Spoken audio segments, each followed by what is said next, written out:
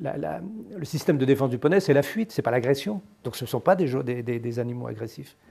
Donc quand le résident est un peu agressif avec l'animal le comprend, il part.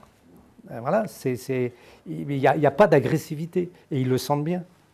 Quand ils ne prennent pas leurs médicaments, il n'y a pas l'agressivité de l'infirmier, c'est pas ça que je veux dire. Mais il y a le mécontentement, il y a l'éducatif, t'as pas fait ça. Alors que l'animal, il dit rien, il part. Et ça, c'est quelque chose d'assez extraordinaire. C'est-à-dire que, alors, il y a un autre axe aussi qui est intéressant et qu'on a aussi découvert, c'est ici, vous avez des gens qui ne peuvent pas travailler, puisqu'ils sont dans un foyer d'accueil médicalisé. Donc, réglementairement, ils n'ont pas le droit de travailler. Or, ils ont au fond d'eux-mêmes, quand même, ce souhait de travailler, ils se sentent inutiles, c'est-à-dire qu'on les rend inutiles.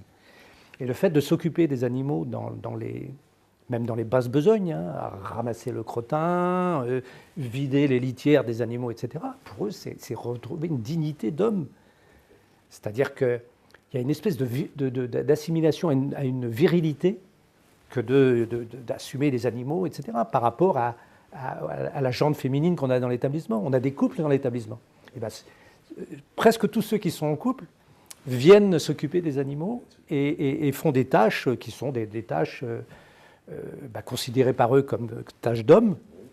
Voilà, c'est quelque chose qui... Et ça les rend... je ne sais pas si ça les rend désirables, hein, c'est pas ça que je veux dire par rapport à leur compagne, mais ça leur redonne quand même... et ça redonne du sens à leur vie.